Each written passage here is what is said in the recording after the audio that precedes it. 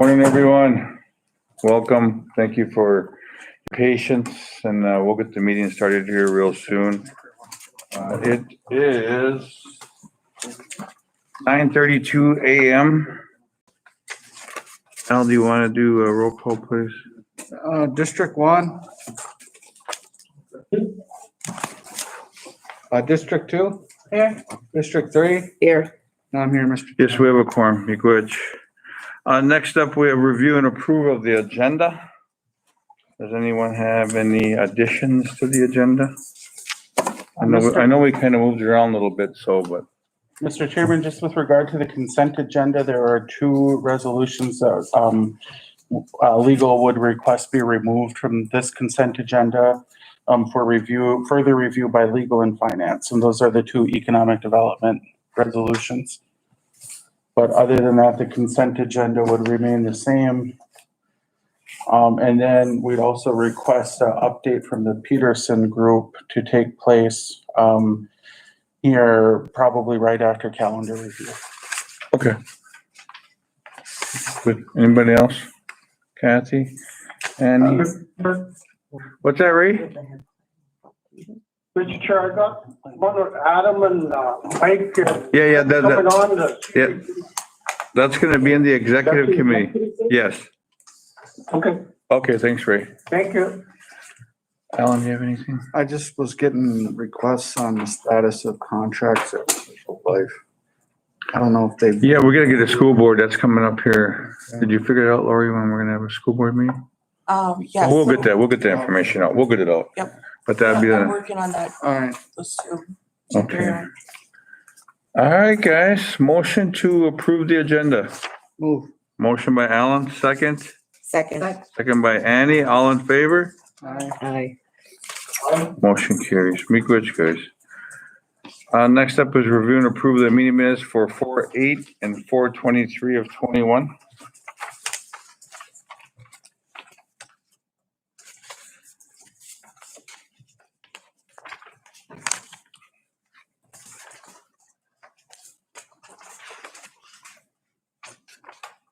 Just a clarification and addition to page 2 of 4 on minute April 8th, 2021. Because I know it was discussed in the meeting. Just a line to read, and I'll provide this to the recorder here, Mr. Chair, that would read, ag leases have been approved for members and non-members for several years. And the goal is to have all lands leased to band members by next year.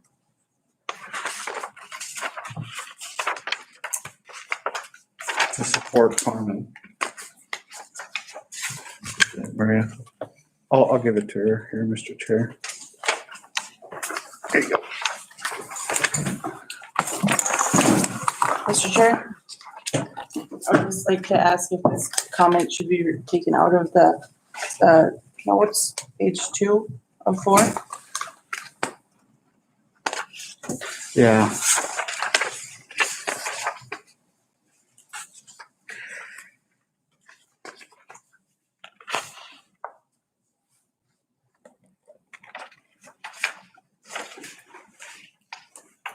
Okay, I see. Okay. I see. Oh.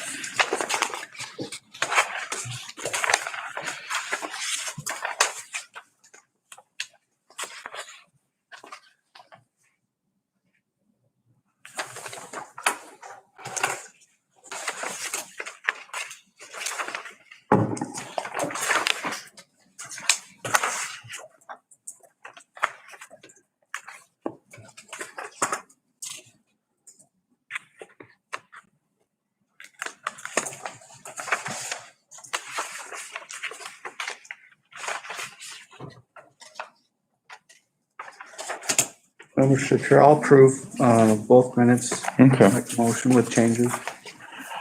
Okay, motion by Alan to approve April 8th and April 23rd, 2021 meeting minutes with the changes. The second? Second. Second by Annie. All in favor? Aye. Motion carries. Miigwech. All right. Next up is calendar review. I know we have a few staff that might be heading out to Phoenix next week for training, and I'll be down in Mayak on Monday and Tuesday, so. Mr. Chairman? Yeah. Just for calendar review for council, notice at 2:30 today, there'll be a tribal leaders call with the Department of Treasury. It's a question and answer session, 90 minutes with them to go over the American Rescue Plan information that was released on Monday. And we had an internal meeting on that, yesterday. So just so council's aware of that, if you'd like the link to register, please let me know. I know you probably got it in your email, but if you don't, I can email it to you so you'll be registered. But I know I'll be on the call, Chairman Fairbanks and probably Scott will be on the call too, just for informational purposes. And then 1:30 PM on the 25th, there's a MIGA Tribal Leaders Call.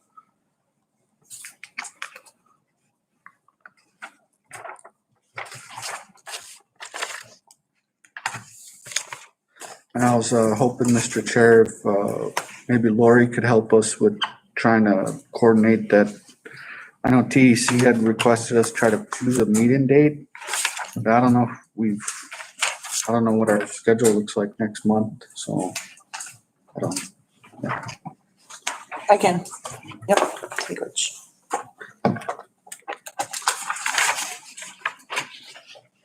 And I think Excel Energy, We're on it. I want to do a tour, a solar tour or something next week.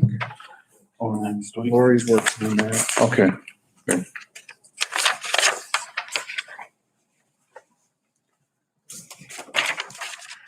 All right, anything else to add to the calendars?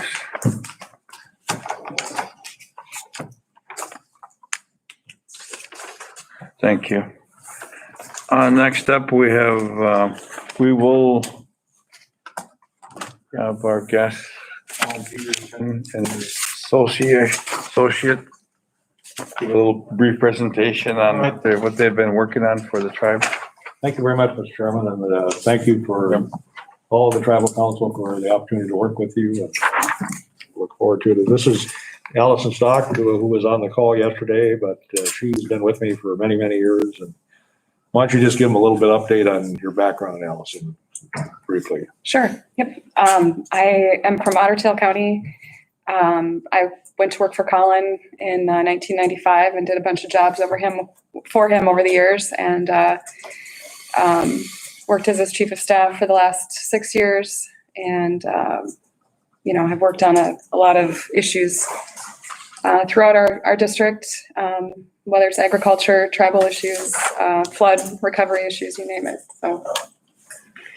And she knows Jennifer Vanderheide, who was Deb Holland's chief of staff. So she got to know her, and now she's over as the senior counselor to the secretary.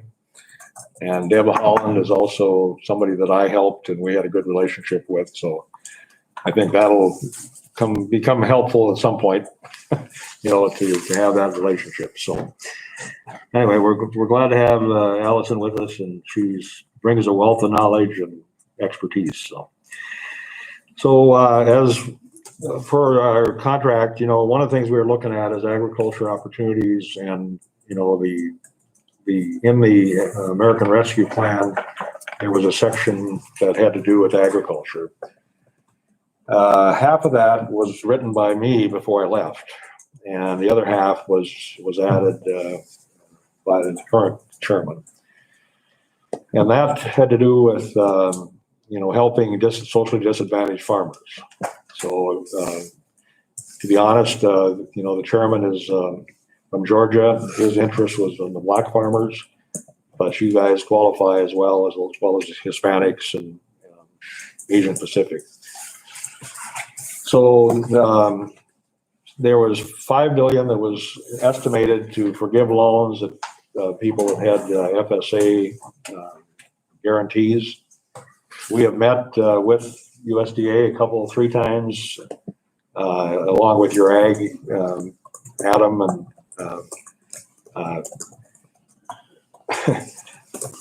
so FSA here in Renoman and Becker cannot tell me how many socially disadvantaged farmers there are.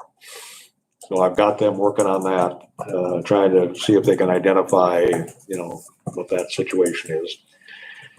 The other thing that's going on is that there's another $1 billion that was put in there for beginning farmers, people starting up in agriculture and so forth, which are programs that we've had going for some time, but these were specifically targeted to socially disadvantaged farmers. They are not any very far along in getting the rules written for that. So we're kind of waiting for that to happen to determine how they're going to roll that out. And so that's kind of, we're monitoring that. I know there's going to be a set aside for beginning farmers. I know that, but how that's going to be structured and that's unclear. We have people interested in farming and agriculture on the reservation we've identified. And so we're just, as soon as we get an understanding of how that all works, we'll plug that into the system. So I've been spending a little bit of time on hemp. I was doing that before, my involvement with you folks. And I've gotten to know a bunch of people that are in this business, including the guy that grows the most hemp in this area, a guy from south of Grand Forks, who's got 1,200 acres of hemp production. And he's the biggest guy that I'm aware of around. And the problem is, it's kind of became the glittery thing and everybody got into hemp and they overproduced the market. And so CBD oil, went from $2,000 down to $500. And so none of these folks have been able to make any money now lately because there's so much production and it hasn't caught up and so forth. And then there's other issues involved that when we did the legislation in the last farm bill to legalize this, they required the Republicans wouldn't go along with anything that was more than 0.3% THC. And we tried to get them to go to 1%, Mitch McConnell and I, but we couldn't get them to do it. And so it's still at 0.3. So it's causing a lot of trouble. So these folks that come in and they have what they call a hot crop, and then what do they do with it, and how do they handle it and so forth. And yesterday there was a story in the Fargo paper in the farmer section about two gals over in North Dakota that are developing a process to take those hot crops and get them back to 0.3. So I'm going to visit with them and just see what they're up to and what that's all about. But bottom line, this is going to be a good crop, and it's going to be a good crop for white earth, I believe. But it's a little bit premature, so it's I think you need to go slow and wait till this thing matures and until you've got a market and a profitable situation before you go too deep into the situation. Also, one of the things we've identified is trying to identify farmland that's available. And that's still an ongoing project, and we're not exactly sure how much is available. But I've been meeting with Jolynn and also with Lori about what, the 4 townships, what that situation is. There's maybe potentially additional land in there that could be put into trust.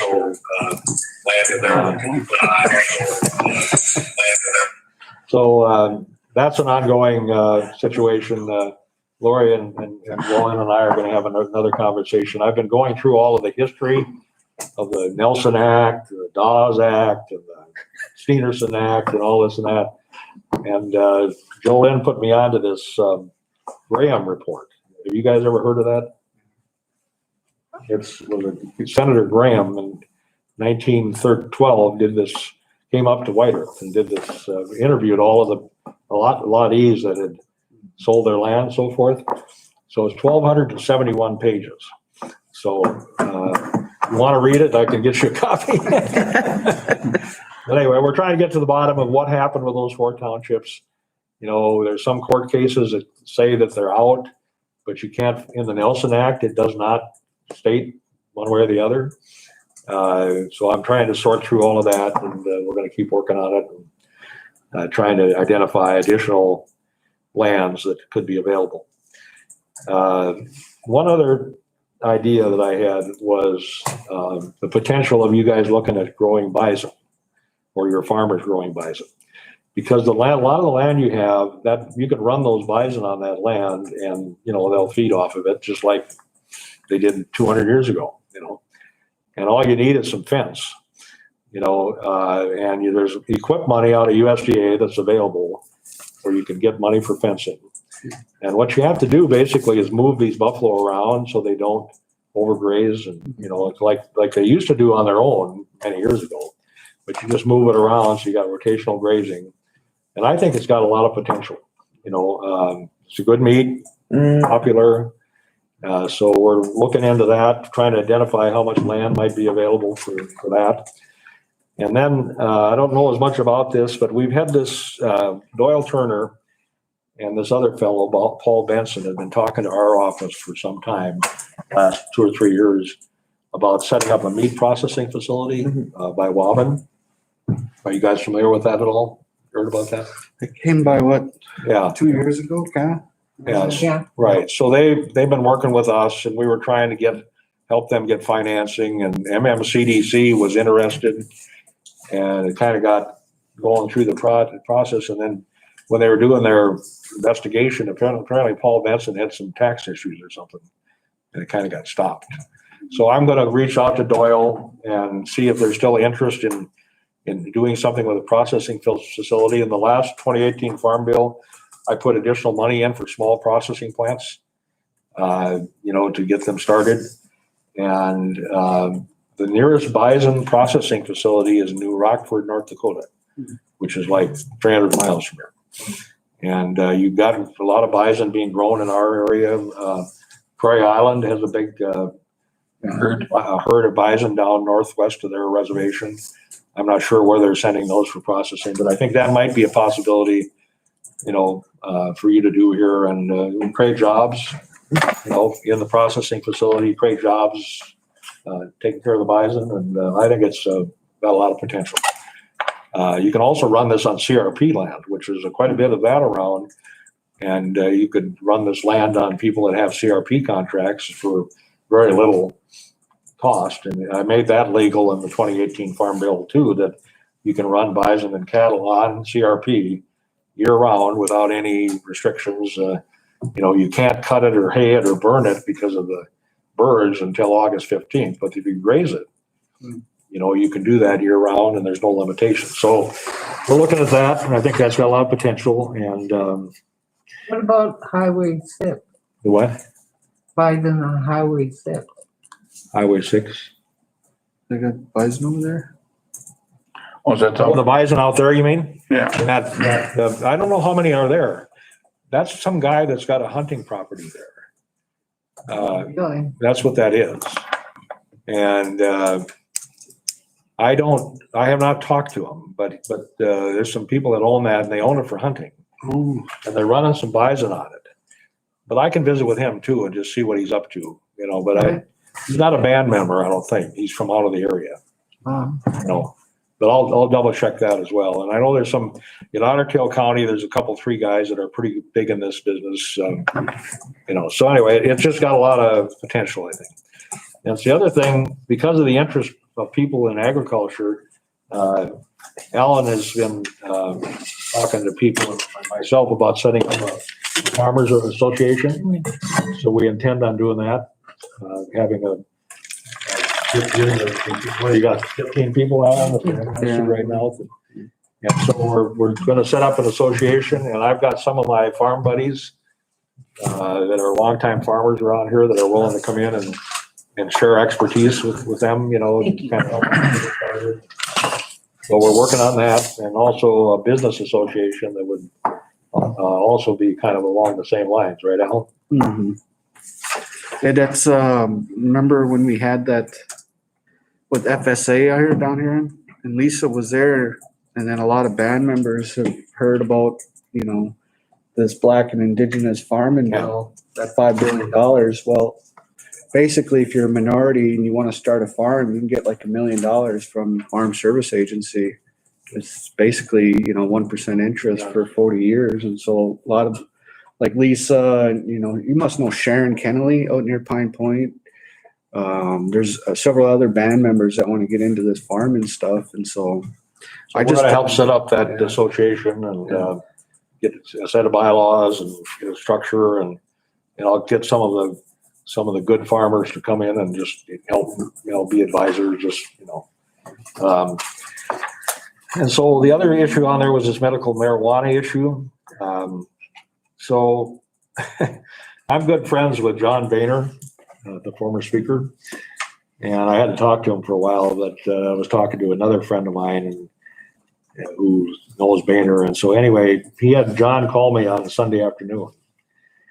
And John is the vice chair the co-chair of the Cannabis Association, along with Kathleen Sebelius, the former HHS secretary. And so he has put me on some folks that are experts in this, and I'm going to pick their brain a little bit about what they think is going on, what's the potential, what's the profitability and that sort of thing. And I haven't been able to connect up yet, but I tried to get John to come up to White Earth, but I haven't convinced him yet. So anyway, he's a good person to know. And so, whatever we can do to be helpful with that whole effort will. Is he doing any consulting or is he just focused on cannabis stuff?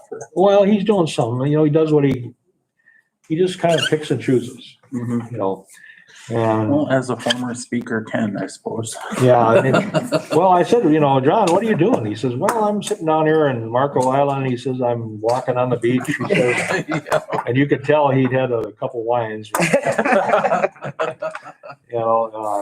I said, well, you need to come up to White Earth. He says, well, I don't know. That's a long ways. But I might be able to get a Zoom meeting with him. But anyway, he wrote a book, Mm-hmm. And his book is #1 bestseller on the New York Times bestseller list right now. Yep. So I haven't had time to read it. You're reading it? I'm reading it. It's pretty good. Well, John was on the Ag Committee for all the time he was in Congress. And, I was chairman during part of that time. And I can tell you that he never supported anything that we wanted to do. Never. Because he was a free market guy and he didn't want the government involved in anything. And, and of course, ag, there's a lot of government involvement. But to his credit, even though he didn't agree with what we were doing, he never stopped us. He didn't vote with us, but he didn't stop us. Until the last year of his tenure on there, when he and I got into a fight over dairy. And I had the votes, but he was the speaker, and he. But other than that, we get along, and he's a good guy. So I think he can be helpful in that whole process. So as I said earlier, we got Deb Holland and that involvement, and something else. We can't lobby. Allison and I can't lobby because of these restrictions till January 3rd. But Grijalva, the chairman of the Resources Committee, is one of my best friends in Congress. And once I can talk to him, I think that'll be a helpful situation as well, because he's the power to be right now in that whole area. So we'll just keep working on these issues, and we appreciate the opportunity, and hopefully we can be helpful to the band. And we want you to be successful. And thank you, Colin. I appreciate your update. I know that there's a lot of projects on our plate these days, so it's good to have a good, helping hand from your outfit, you and Allison. So thank you very much. We're having a good time. Thank you. It's I'm delving into things that I haven't been into since the 70s. I was there at the beginning of the Welser situation, and in fact, the first meeting they had was when Chip Wadena and some of his tribal members and some of the farmers had a meeting in my house. I kept them from killing each other. So. Anyway. All right, well, thank you. Thank you. Thank you. Yep. Colin, we'll have Amadio take you up so you can do your 10 Okay, o'clock. that'll be great. And then we'll come back down and So he's got a call at 10 o'clock, so bring him up to the conference room. Legal. And if something's in there, just show him tomorrow. Okay? all right. We'll be back in a bit. I'll see you in a little bit. Thank you. Thank you, Colin. Yep.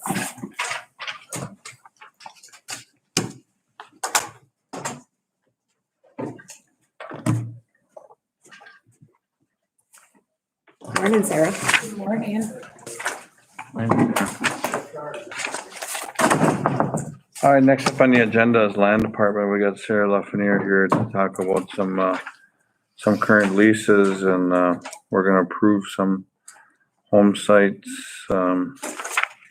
Lakeshore residential business, and also service line agreement. So first up is home sites, and we have one from District 1 and then 4 from District 3. Motion. Motion for District 1. Are we gonna do the home sites separate? I mean, we do them. Okay. Separate. Motion by Annie to approve the home sites, Second. second by Alan.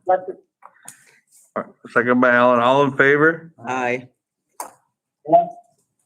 Motion carries. Next up is Lakeshore, that's District 2. You okay with that, those two, Kathy? I got most of it, and it's like the people all the way on, it's just like. those We can hear the conversation on the phone. Is that right? Ray? Yeah, I heard it. Okay. Kathy, you good with that? What's that? Yeah, it's just, they're just transferring to another. I'm sorry, I don't feel bad. Yeah. Okay, motion, Kath? Motion by Kathy, second by Annie. All in favor? Aye. Motion carries. Make which. Next up is residential. We got two of them, one in District 2 and one in District 3. Any questions or discussions on those two?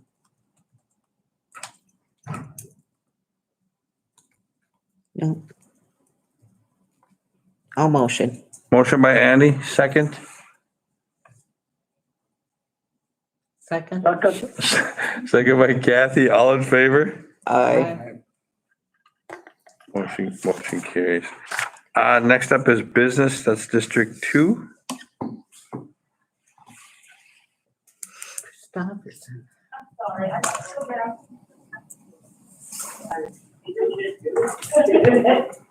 You okay with that one, Kathy? I'm okay with it. Okay, motion by you. Mm-hmm. Motion by Kathy, second. Second. Second by Annie. All in favor? Aye. Motion carries. Then last up is the service line agreement. That's District 2. Motion, Motion by Kathy, second. second by Annie. All in favor? Aye. Motion carries. Thank you, Sarah. Short and sweet. Sarah, Ron. All right, Edson Singer, is he gonna be in the, or is he? Okay, good. How about? We're moving along now. Number. He said he's district divide cut. Water and sewer. Okay. And I said, well, I'll find out, you know. Like, I'm very glad. Okay. Hi, Ed. Morning. Ed, Morning. Morning, Ed. Morning. you have the floor there, my friend. You're up. All right. Well, I've been asked to provide a final report with our Emergency Operations Center operations. It's been a long haul, that's for sure. But you know, we've gotten through it. We've had 391 days which we were activated. That's a total of 268 situational reports, incident action plans, and morning briefings that we had to inform our partners, leadership of the situation that was going on for that day regarding the COVID-19 response. This report, I don't know if you had a chance to review it or not, but I made copies here, is in narrative form. I didn't want to write a book just because I know that it would take a lot of time to review that. So initially, it was designed to go from the monitoring surveillance phase to vaccinations through that period here. We were activated on March 13th. Our initial plans were to implement a one-door policy, health and travel screenings for our employees, fit testing for our emergency responders like our EMS, EMP home delivery, and then planning for food, energy, and security all in one. And that was our initial direction that we were able to have here. There were many challenges along the way here, and really communicating with our programs and what do we do here in this situation, in that situation. There was a lot of back and forth between our programs and providing guidance to them here. Thank you. Typical days were few and far between, but most days what we had was a 9 a.m. briefing, a C&G meeting, a command and general staff meeting at noon, and then the 3 p.m. meeting, a planning meeting at 3 p.m. And that was to have all our goals addressed at the following day here. The initial 9 a.m. meeting was to, again, invite our partners, leadership, again, to give you a situational awareness or report for that day. In the report, it highlights a bunch of different items. PPE was one of them, very hard to obtain last year at this time. At that time, logistics had 6,700 items on hand. Through private donation and through working through our vendors, logistics was able to distribute 80,000 items out into our communities. And it was established well beyond the White Earth Reservation, where we provided some of those supplies to our urban areas and Cass Lake areas as well. EMP, we consolidated EMP at the Shooting Star Event Center for a number of months. And they delivered nearly 800 meals per day for those days. And we used GIS technology to establish routes to deliver those efficiently during that time frame here. So that was another benefit of this. Food shelf was established in April at the chip factory. And if you remember at that time, again, last year, it was very hard to obtain food supply. There was a lot of really insecurity or thoughts of processing plants being shut down because of COVID. So it was a big challenge to obtain food supply. We worked with a vendor out of Fargo to get some of those food supplies, and we're able to get that out into our communities.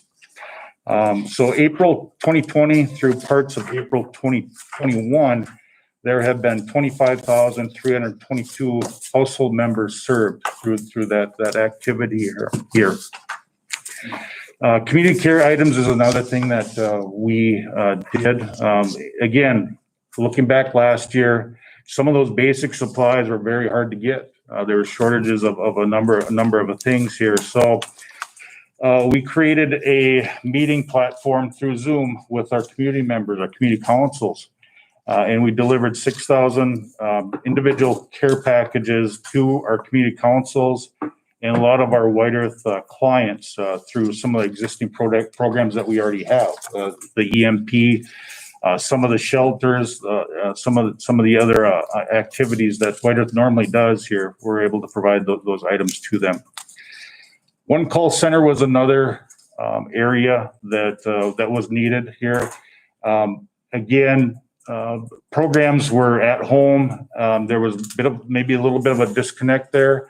So what we did was establish this one call center to have basically a one-stop shop, so that individual community members could call this number to get services and line those services up, along with energy assistant applications here.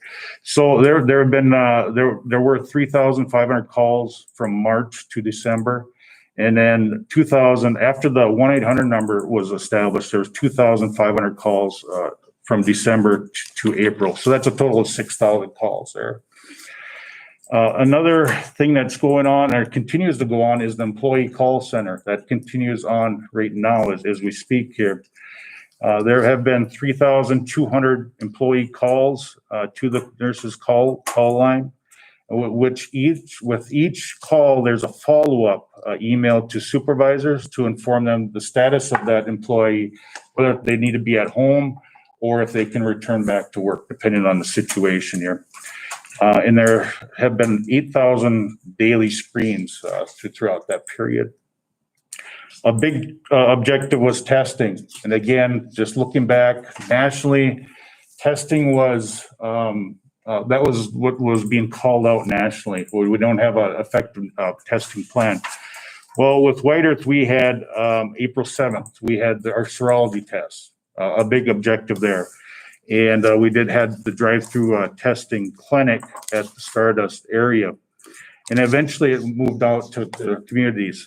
So the total amount of serology tests has been 8,852 total tests. Shortly after we implemented our serology tests, we also had a partnership with the Mayo Clinic, where we had these Mayo PCR swabs. There have been 3,584 swabs that have been completed during that time period. Now Home Health does the Abbott ID Now swabs. Again, that's probably a 10, 15-minute result after getting that swab. There have been, again, at the time of that report, there have been 2,462 Abbott ID tests administered. One important piece about these tests is that you got to develop protocols and you got to develop standing orders for these tests to implement each and every one of these tests. So again, a lot of work behind the scenes when it comes to those tests here. Contact investigation. Again, at the time of the report, there were 749 cumulative cases on the White Earth Reservation. This was a partnership with Norman Monoman Public Health and a little bit with the state of Minnesota.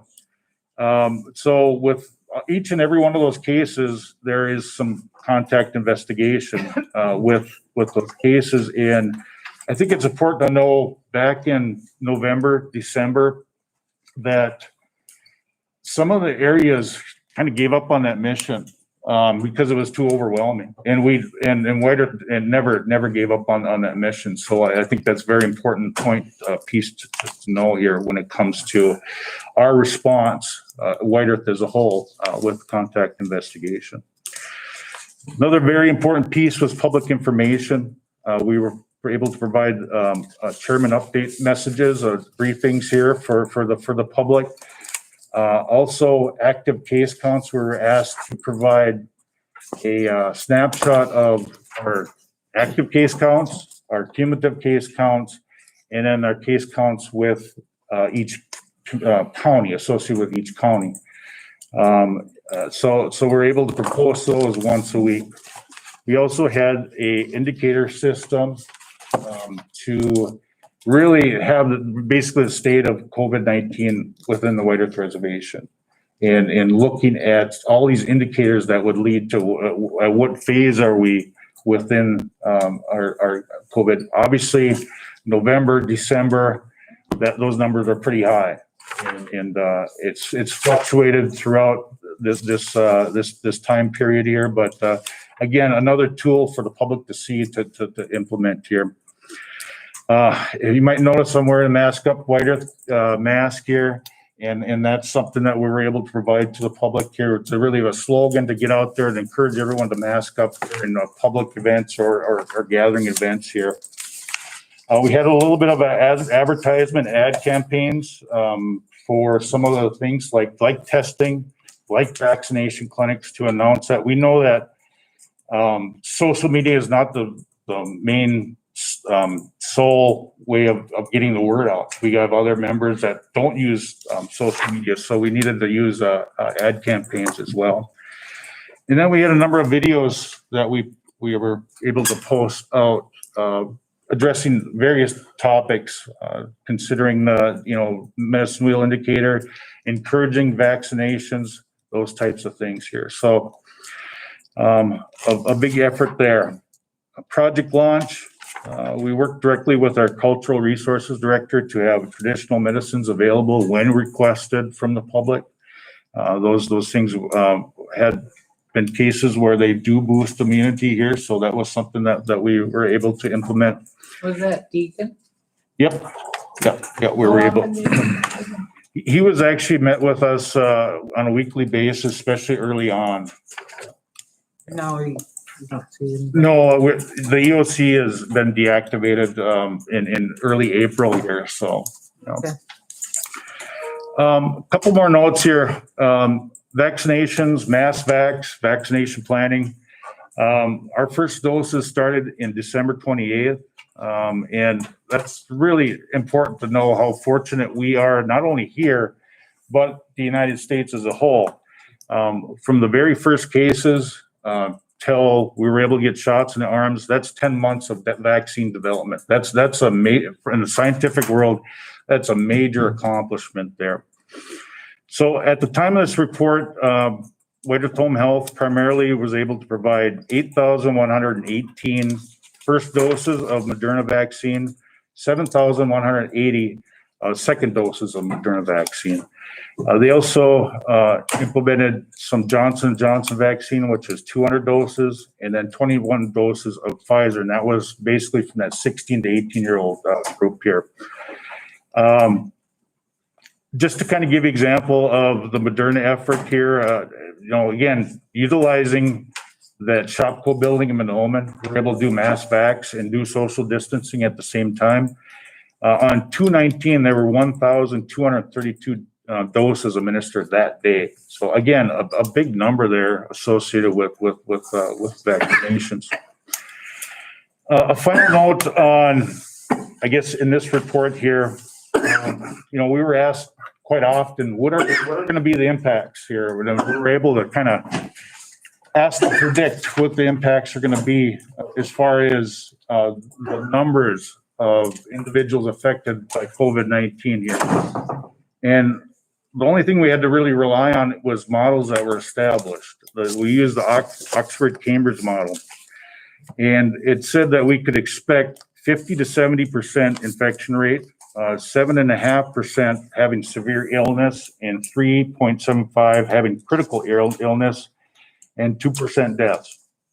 And that's with no mitigation. We had a layer of mitigation federally. We had a layer of mitigation through the state, and then obviously through White Earth as well, we had mitigation, and that included testing, contact tracing, and transmission prevention measures here.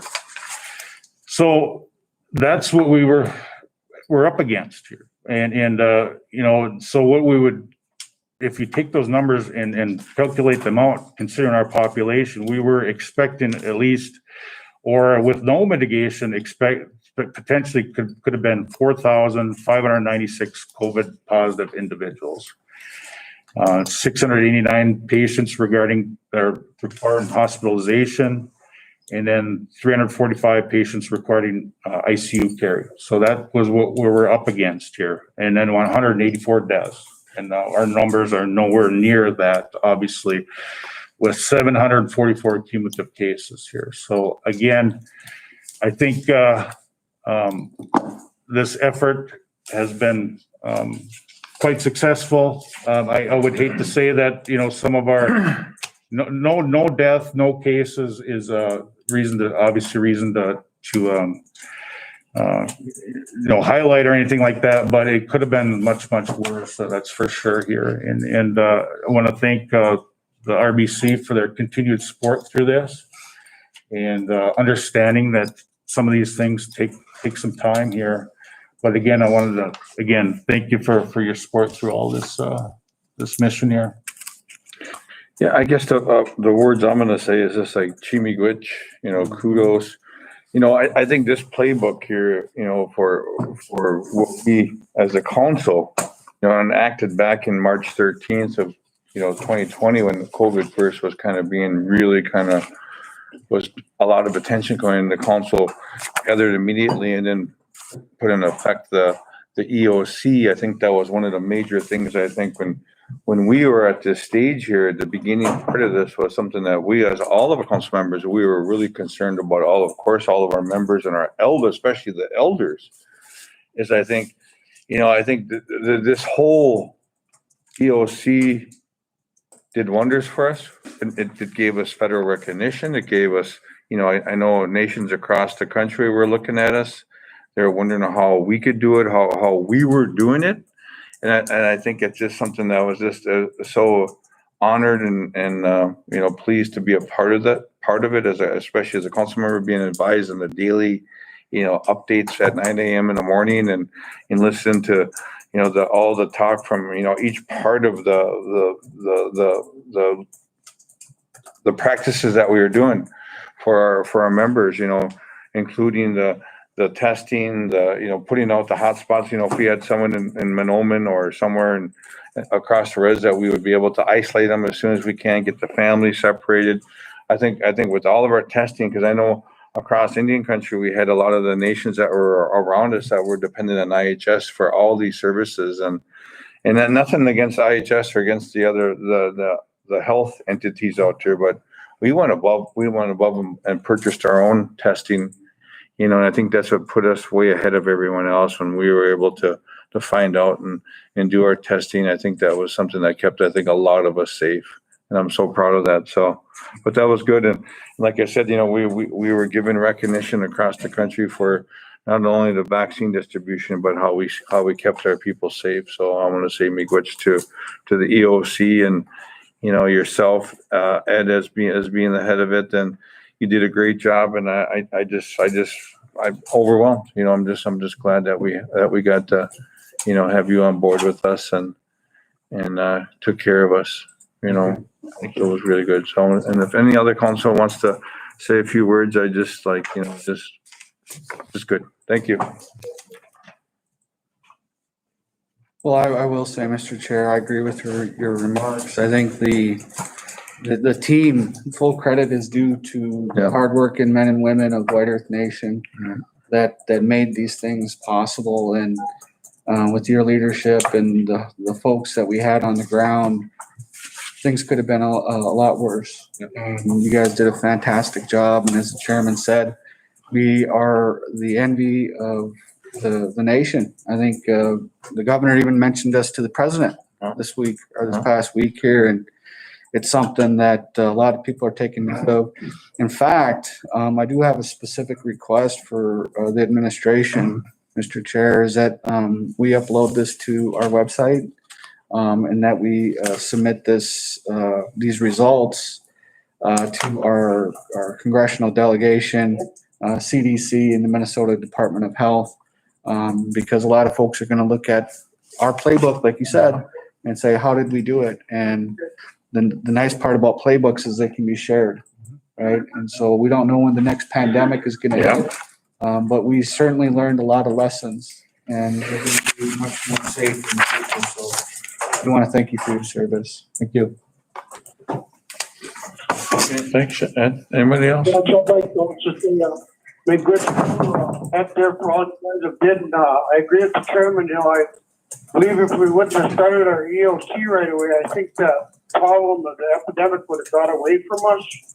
But when we did that with our EOC, I think we put a stop to a lot of it, or we held it up pretty good, I think. I really appreciate it. I say big witch for that.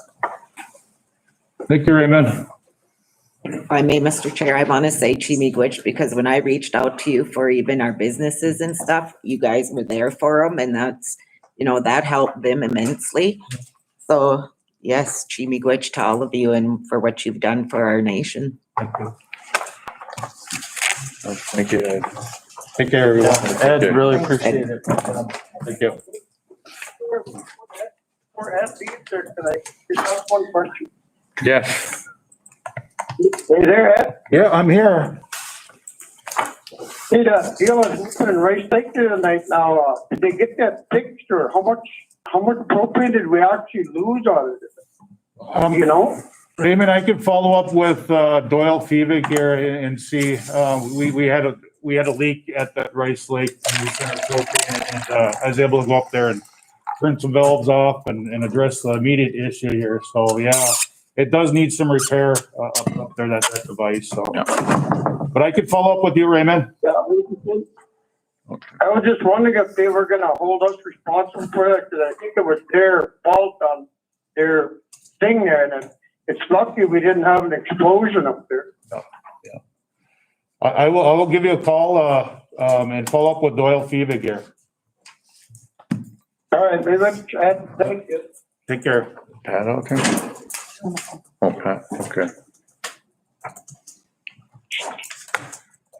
Thank you, Ed. All right, next up is Pat Butler. Are you on, Pat? I'm on, can you hear me? Yes.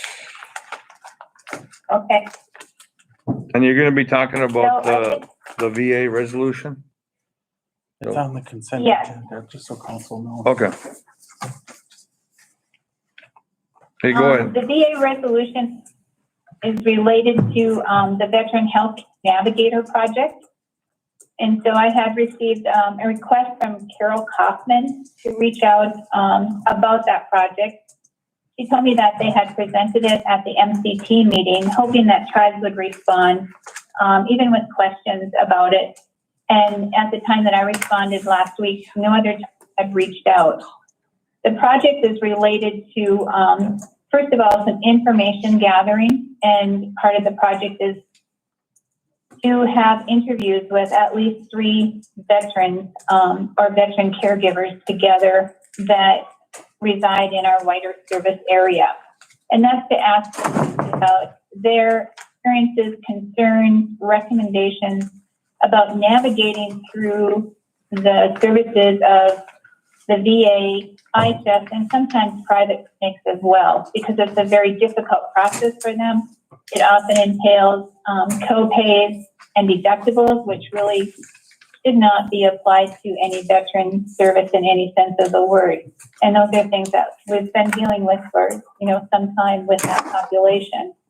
And so there's more attention being put toward that. At this point in time, the initial conversation was, would Whitehurst be willing to work with them on that project and help have a lead place to get information to reach out to our veteran service officers and our population to see if there were any interest, or if we could at least get those 3 individuals to be willing to do that interview, and they would pay them a stipend for doing that. So the resolution is really relates to the fact that as a home care agency, we really probably are in a lot of those client relationships that would meet this criteria. We also know a lot about the efforts to help veterans navigate through that system and help to eliminate some of those co-pays, deductibles, and barriers to healthcare. And working towards making that better, because there's also a bigger movement that's talking about how to identify those veterans that are eligible for the VA, what kind of tribal documentation would be needed, and really working on a bigger side of that. So what we're asking for is really to be that liaison at this point in time, to make those connections between this program, our local resources, and do some gathering of data that would be valuable in best ways for the VA, perhaps IHS, and services that we provide in community to move ahead in a good way to make the healthcare regime less cumbersome for the veterans that deserve to have the best care that's out there. And Mr. Chairman, council members, just so you know, the resolution is on the consent agenda. Chair. Yes.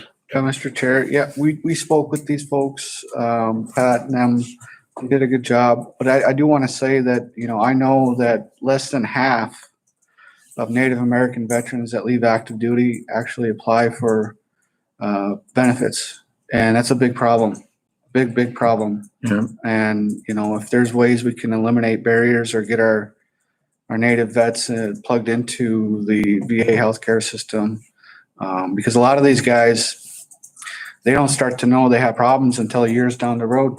Yeah. And by then it's too late. And so if we can save them, I'd be strongly in support of this resolution, Mr. Chair. Good. I think we all are, so. But that's in the consent And agenda. Chairman, Yes, Pat.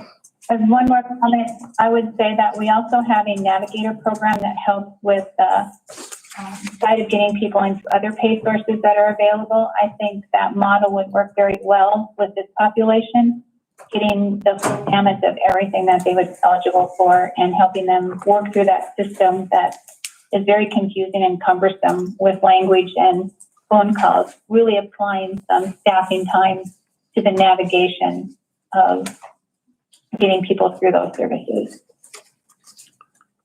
Miigwech, Pat.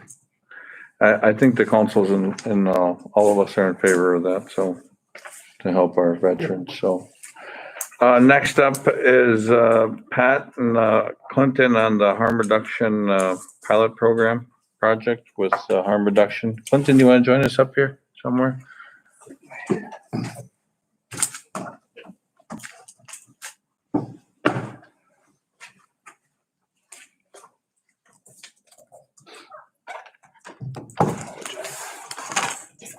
Noisy coming in. We're used to it from you. It's Clinton. This meeting. All right, so next up we have the harm reduction pilot program. I know Clinton's is working along with Pat on this and to get, work, I think Send that down that way. And then over this way. And this is, I guess this is more of a snapshot of the background. Sorry. There are going to probably be extras. I apologize. Kathy. Thank you. There you go. Kathy didn't know. All right, Clinton, you got it. So I guess, just, with Pat, I believe Pat's still on, right, Pat? Or did you lose Pat? I'm still here. Okay. So there's the history behind harm reduction. Pat knows, that it really was built out of a grassroots community project that was really based on peer delivered services. With Pat as the health director, and with public health, we brought the project underneath the umbrella of the RBC. I don't even know how long ago that was. I would say probably 5-6 years ago. Since then, the model has, really grown to a solid public health approach.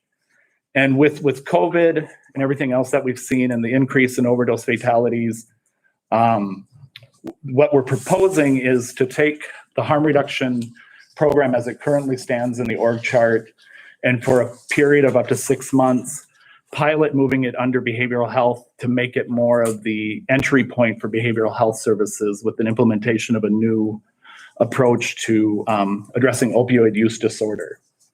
There is a new model that is showing a lot of positive results in reducing the number of overdoses.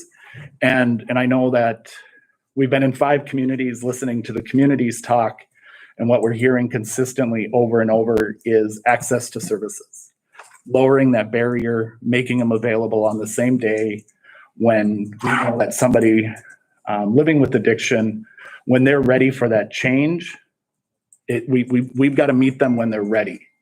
Right now we're able to bridge a survivor of a non-fatal overdose and have an on-call nurse and a provider with the help of the CSOs, bring that individual to one of our sites and we can start dosing. Because what happens during an overdose is they're given naloxone, they're in withdrawal, and their first need is going to be to go use again.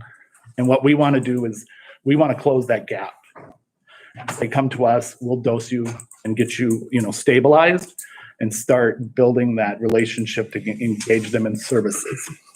Medications First is a newer model that SAMHSA has been supporting because it understands that individuals could take 6 weeks to 8 weeks just to try to figure out where they're going on their recovery.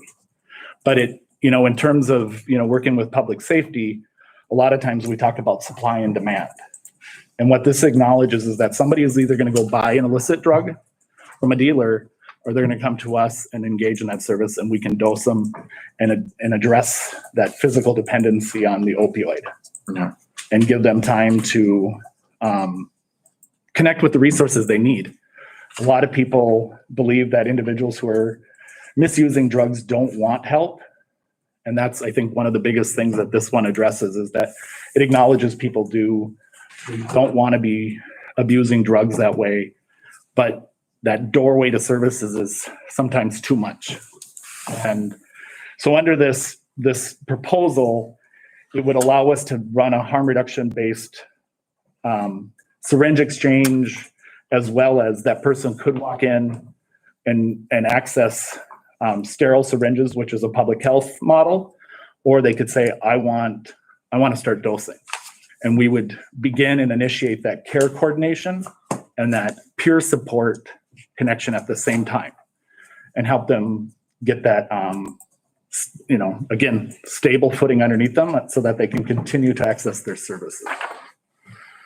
So because it is under health right now, in conversations with Lori and Pat, we feel that moving it as a pilot and piloting it for 6 months to see how it works, because there are some relationships that need to be built with the clients, but we want every village to have access to this service. I think I've said over and over that we keep wanting to hire peer people who are in recovery to be that connection for people who are walking through that door. And we're now at that point of where, just these last couple of days, we're continuing to add, and it just, to see the people walking through the door, wanting to be part of this approach. So. Mr. Chair, if I may? Yep. The idea of the pilot for 6 months would also give us some time to hear back from those that are accessing the services and really hear our community's response to this potential change in the future. So it'll give us some time and some feedback to see if if we're meeting their needs. And we want this to be community driven, meeting their needs and best approach. So, which. Go ahead, Al. Just got a couple questions. So you mentioned SAMHSA's kind of moving towards this model.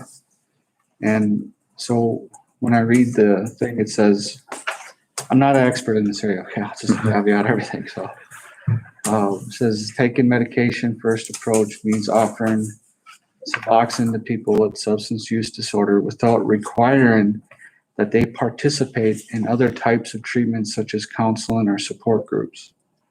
It's a phased, the MAT model is a phased, and that's why I brought this piece with, is because that can be a little unclear. They don't, how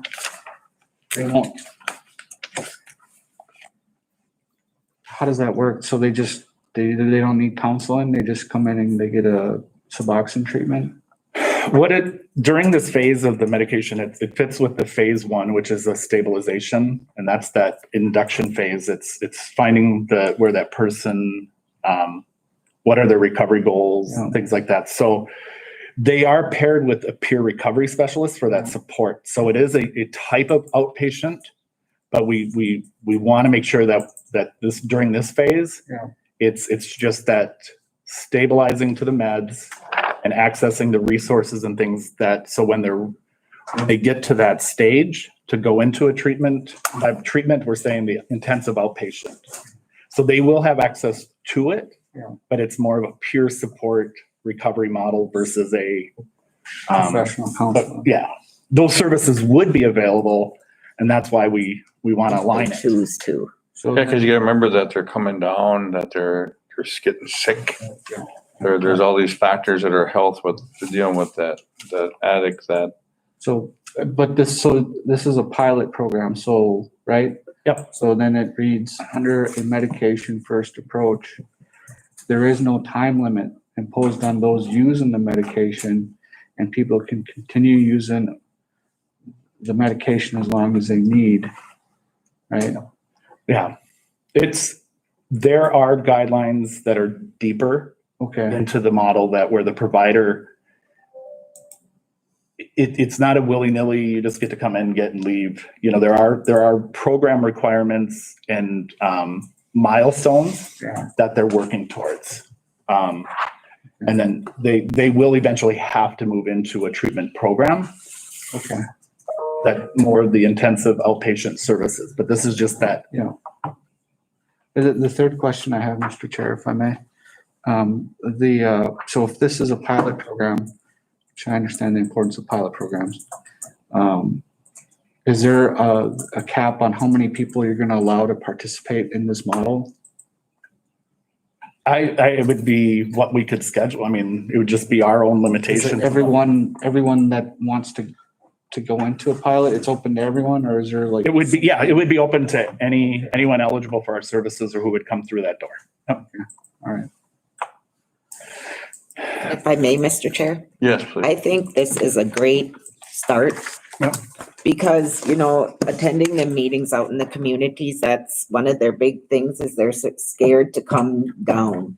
You know, they don't want to be sick. They feel like they're dying, you know, and it's like, you know, if we can just give them something to help them get through that. And we even talked about other things like CBD and stuff like that, that might be down the road, but you know, something that, you know, we can get these. And I like that it's a first approach because, you know, if I went into you and say, okay, I want help, you know, but I'm not ready to do counseling. I'm not ready to do this, but I don't want to use heroin anymore. You know, what can you help me with? And if you say, well, let's try this, you know, and see if it helps you and you can come back. And if it does, I'm going to come back, you know, and I think that that's great because we need something like this where our people can just walk in and, you know, sit down and talk without no judgment and stuff like that. So I think it's a great thing and I'd like to see where it goes in 6 months. So. Yep, Miigwech. Kat, do you have any questions? Ray, do you have any questions? Mr. Chair, Ray had to step off. Oh, okay, thank you. Well, as a council, I don't think, Len, we don't have to do. No, I'm looking forward to this program also. Do we need a motion? Well, I guess that's my question is what's the ask from the RBC? So what we're asking is a realignment of the harm reduction programming under behavioral health during this pilot to be allowed to designate a special projects coordinator to help coordinate it, somebody who has experience with both the harm reduction approach and the medical assisted treatment model. And then add it to these sites. And it will also support the work that we're doing down in the urban area and it really does follow a housing first model. So it does align the goals. So that is the request, those three parts. So yeah, there probably should be a motion. Okay, motion to approve the pilot, the harm reduction under health to behavioral health for 6 months for the pilot program. Motion. Motion by Andy, second by Kathy. All in favor? Aye. Motion carries. Thank you, Clinton. Thank you.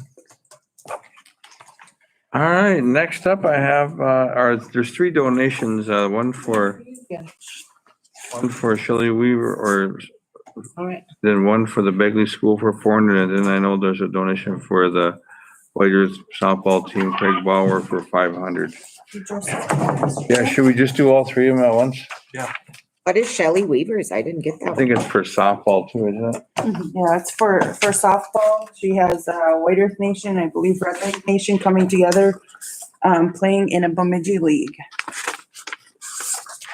And I know after this, Gary and, they're gonna fire up the donation committee so they can all go to the donation committee after this. So is Craig Bauer supposed to be Joseph Bauer then? Yeah, the request came in from Joseph Bauer, so there should have been a change on the calendar. Council okay with that? Motion. Motion by Kathy, Second. to approve all three of them. Okay. 500, 400, 500. I think so. Okay, second by Raymond. He said he meant All in favor? council. Aye. You could just Aye. verify. Aye. Okay. Al, you okay with those donations? Yeah. Okay, motion carries, McGuitch.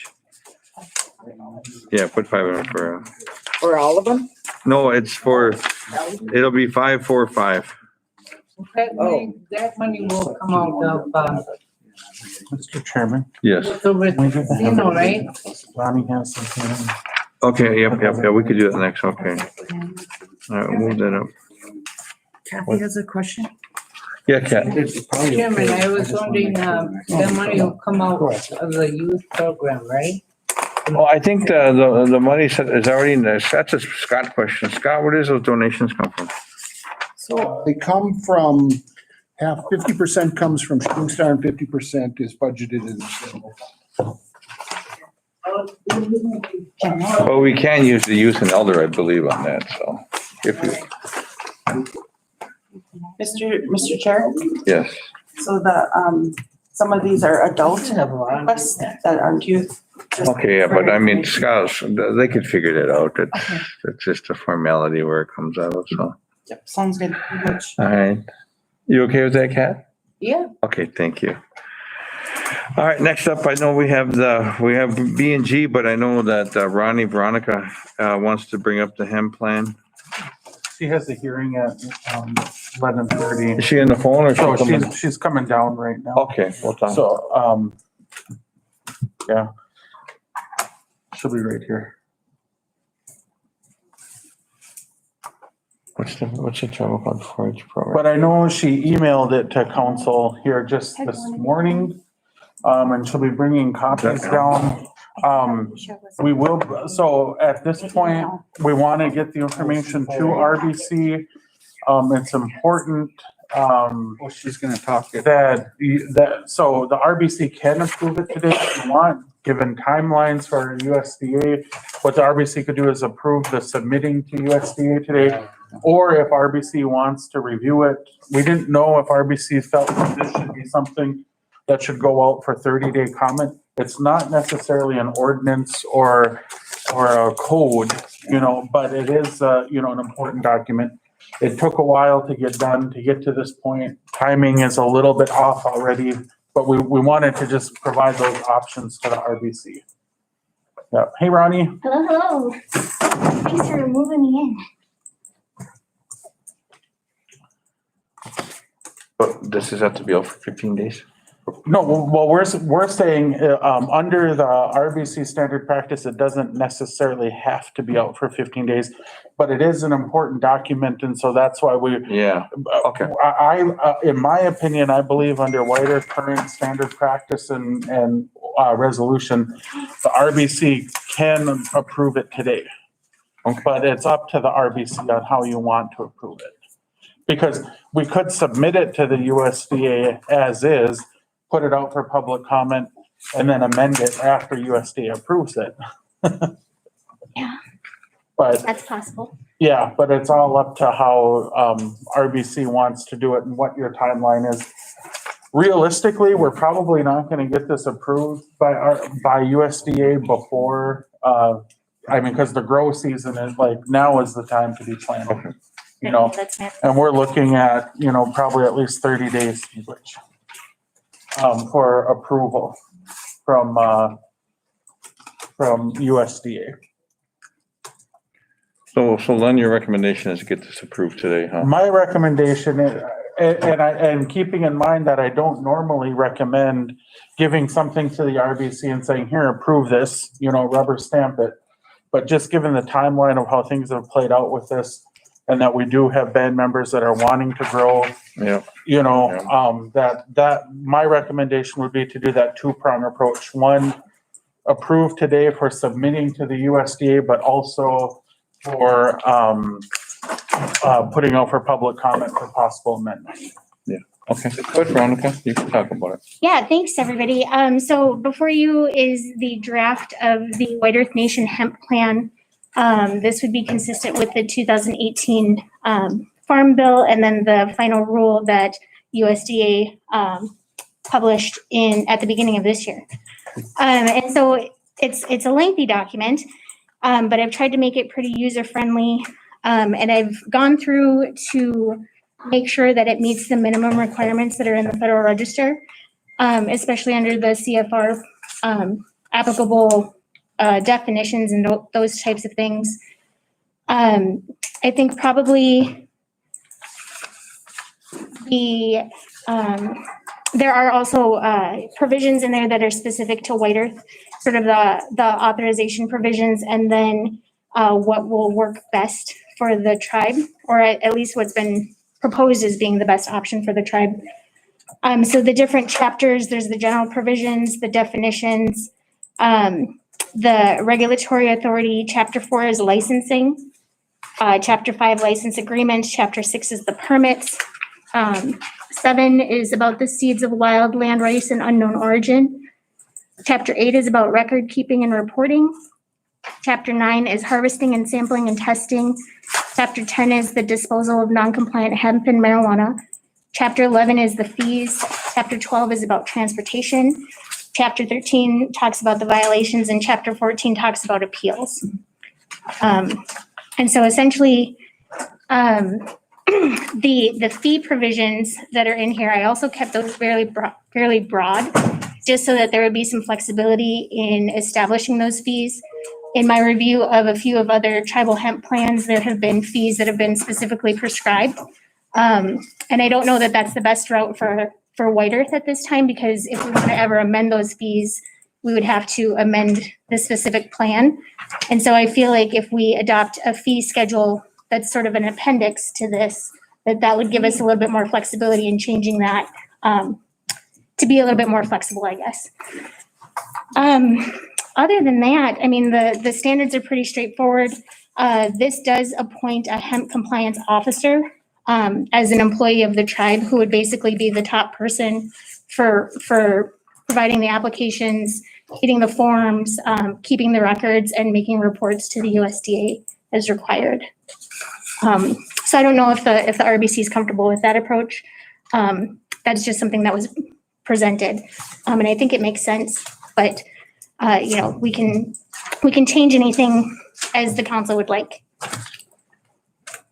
Are there any questions so far? Thank you, Ronnie. Sure.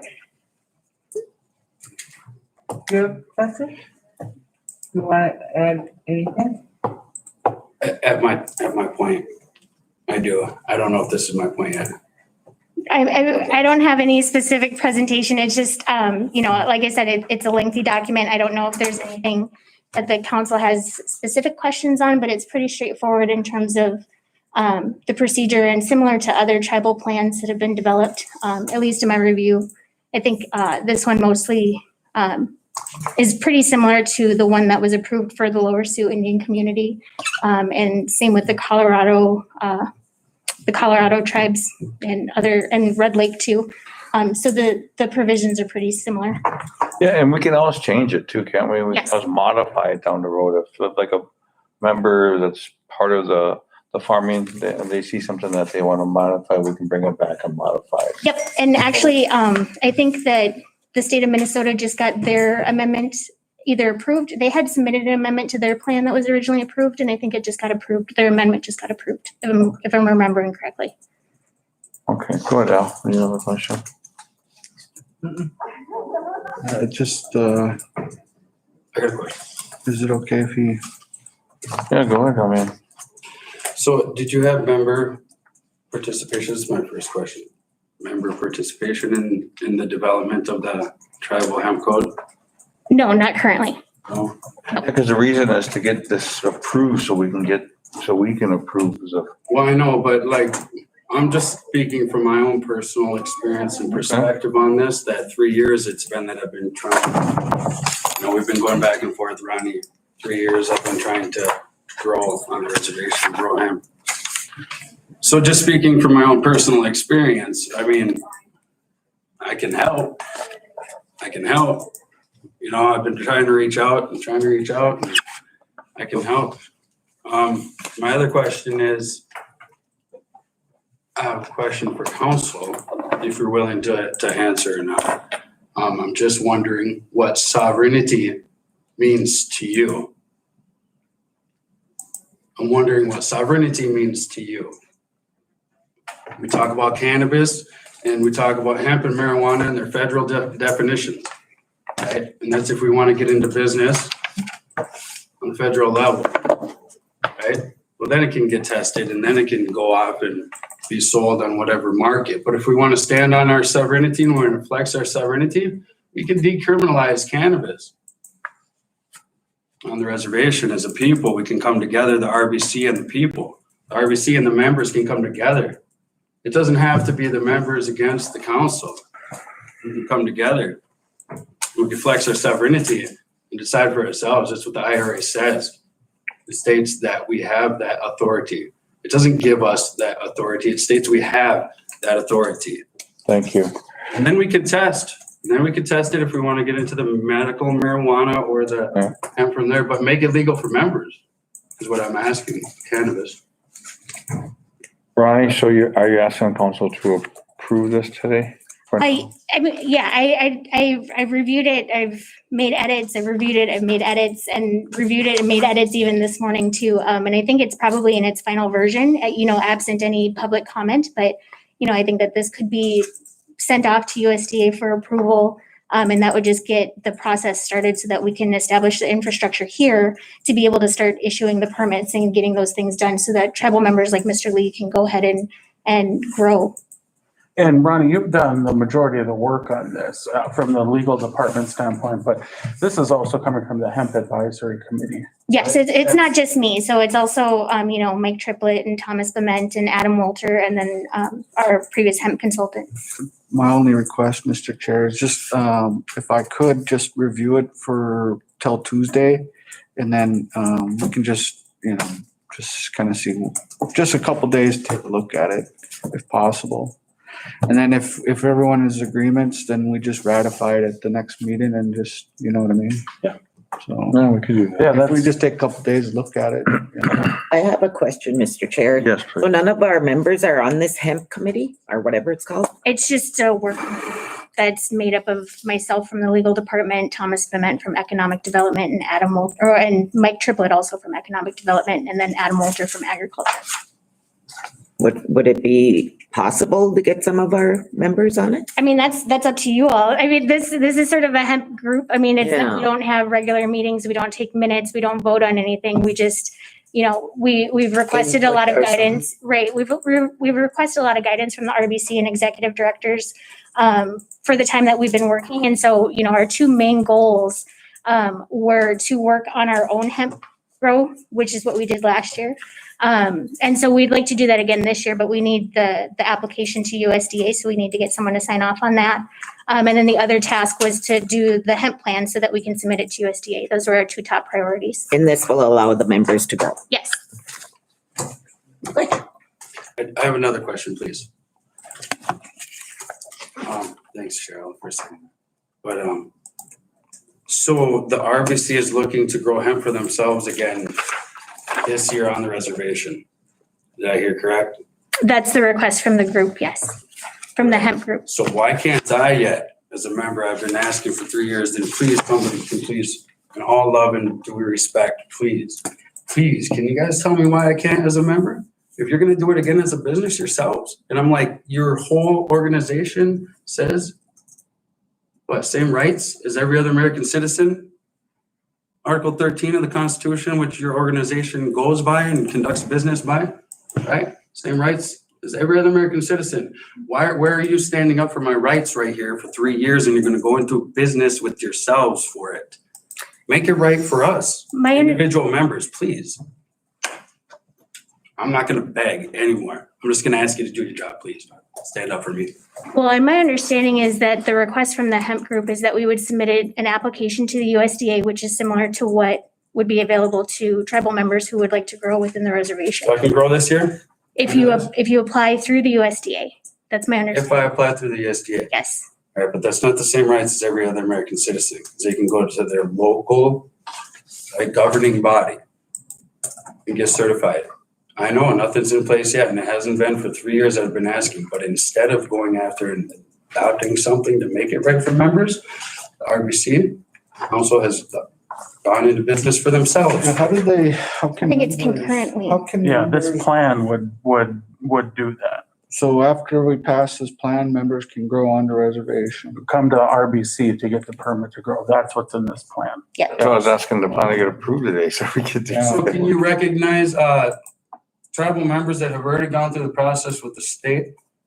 Can you grandfather them in then? Because I've been, trying to do it for 3 years with you guys. I've gone through the process. I'm growing with the state for 3 years now. They got no problem. You guys signed a resolution to work with them already. Well, how long does it take you to approve this thing? My understanding is that it's been fairly quickly, but I don't know a time frame. I mean, I think that they have a reasonable time to review it and approve it, is my understanding. And I think the previous guidance was 60 days. But I think it's even less than that. I gotta try to get seeds in by June. Well, I have a contract. If I can. But today, well, I'd still like to take a look at the regulation there, because I know I got band members that they want to take a look at it before RBC. If possible, just till Monday or Tuesday, Mr. Chair. yeah, that's fine. Look at it. You okay with that? Yeah, heck All yeah. right, me good. All right, guys, we good, Trying, thank Yes, you. thank you. Thanks, Oh, guys. and should we, for the hemp group, should we still submit the application to USDA for the tribe's hemp grow, or, because if so, we'll need to be able to submit that application, and we'll need. That'd be a Monica question. I would say, if you can, so the application from USD is like a 3-page application. It's really quick. But we do need someone to, on behalf of White Earth, actually apply, which should probably be Chairman Fairbanks. And so what we can do is we can send the application out to RBC as well. And then if you want to move forward on one or both of those on Monday or Tuesday, we can get the signatures, get them moving, and then ratify at the next meeting. Yeah, Okay. that would be okay. Yep, thank you, Ronnie. I'll send that out then. Thank you. Yeah, me good. Thanks, Doug. All right, next up on the agenda is the Boys and Girls Club. I know Lenny was gonna talk a little bit about that. We talked about it. Dana, I know they had a plan. I know that we were. And Take a break. you guys want to take a break now? Take a little break. Let's take a break then. Take 10 minutes. We'll take 10 minutes. Good. I was trying to get it all done so we get the. I know, get to, executive